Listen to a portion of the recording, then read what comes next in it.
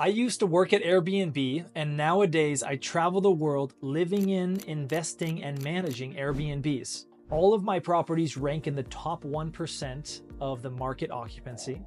And here's my secret. I only invest in existing Airbnbs.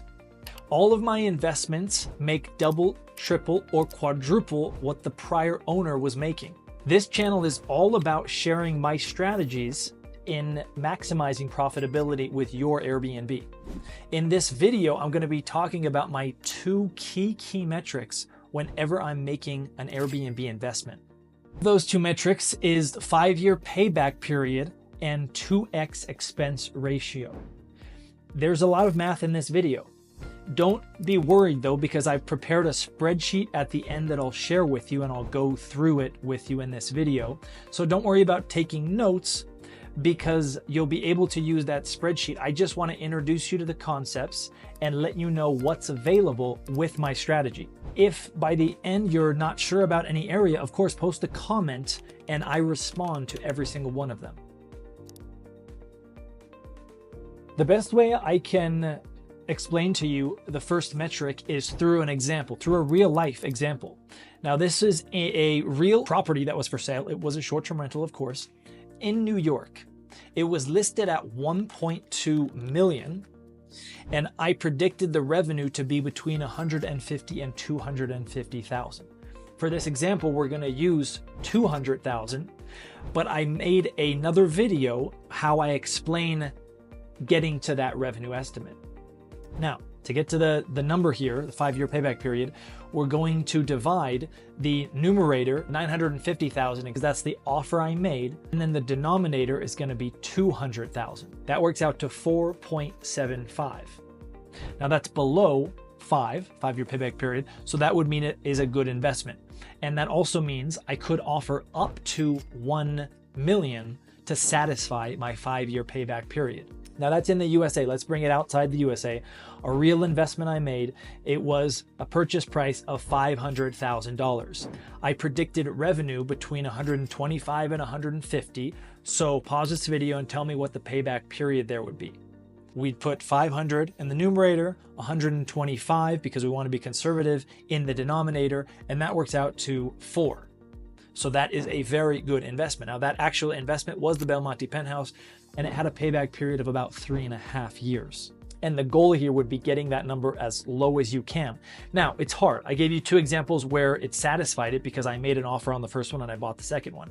But when you're going through this process, and I talked to you about that process in the video I referenced earlier, you're going to realize that it's going to exclude a lot of markets, and that's the idea. We only want to focus on the most profitable markets. The 5-year payback period, that only focuses on revenue. You probably already realized that. If you're asking, what about expenses? Good question.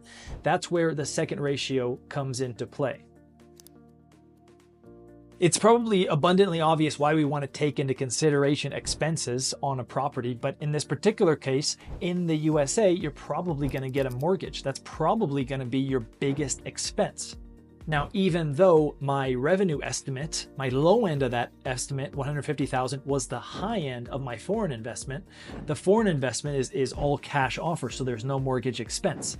So those have very different profit and loss statements given that fact. So I'm going to now share my spreadsheet with you. This spreadsheet is included as a bonus when you purchase my newest book called Profitable Properties. It's available both on Amazon and my website. Now, before we're in the tab hard property analysis, which is we're dealing with numbers, physical numbers, I'll just mention soft property analysis. A lot of this is assumptions, but the soft property is the property on a cul-de-sac or not, and how much do you think that's going to affect the profitability?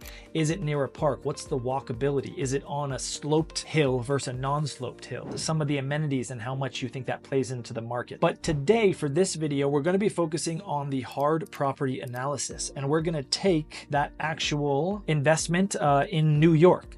Now, I have the cost here is 950,000. I have already filled in the numbers for us, but you can see, so here's the cost. All you do is you basically just fill in this. A lot of them are updated based on, closing cost, 2% of the purchase price. Any kind of one-time costs in terms of remodeling and furnishing. And then we have Airbnb short-term rental specifics here. Now, the 2x expense ratio says that in your best case scenario, your revenue has to be 2 times your expense. If your revenue is 10,000, your expense should be 5,000 maximum. Then that satisfies the metric, and we know that we're setting ourselves up for success from the very beginning. It's hard to get this metric, but that's the point. We really want to focus on only the most profitable Airbnb deals out there, which there are plenty of them. Now, these are all pretty self-explanatory. If you have any questions about these, post it in the comments, but we are going to come down here, and the yearly cost here in the low end, the worst case scenario is 105,000 or about 9,000 a month. And the monthly cost on the best case scenario is about $9,200, $9,300 a month. We want to estimate revenue here, and how I estimate revenue is I go by month. I look at what's the lowest and the highest nightly rate I can get per month, and then what is the lowest and the highest expected occupancy per month. In this example, I have just made those numbers the same, but how you would realistically want to do it, and in this market especially, from November to April, those min and max would be depressed, and during the summer months they would be higher. Same with occupancy, and quite drastically for this specific market. That brings us over to the right 2 columns, and that gives us 2 estimates. So when I did that, the estimate, the 150 to 250, that's it right here. You're seeing it. Yearly revenue, 164,000 minimum, 246,000 maximum. The row below it, operating profit, that takes into consideration the expense column on the left side here. Now, that has to be, the yearly revenue has to be, right, double. So if we divide yearly revenue by 2, that means our operating profit needs to be above that amount. 246 divided by 2 is 123. Our operating profit in this example is 134. That is a green check mark. It satisfies the metric there, and that's why I made an offer on that house. Said differently, we can do 246 divided by 12. That's making us 20,000. Okay, that divided by 2, that means our expenses need to be 10,265 or less. In our max case scenario, they're 9,300. So again, this satisfies that requirement. I'm going to summarize this video now and provide a little bit more detail. I'm going to give you access to that spreadsheet. But before I do, I would ask you to subscribe. After all, it is free. The 2 metrics, we are focusing on them so that we can set ourselves up for success. That's very important. It cannot be understated. We need to make a good investment from the beginning, and I hope I've given you a formula to do that. The 2 things we talked about is the 5-year payback period, which tells us how much we can offer. We don't care about anything besides what do our numbers tell us makes sense.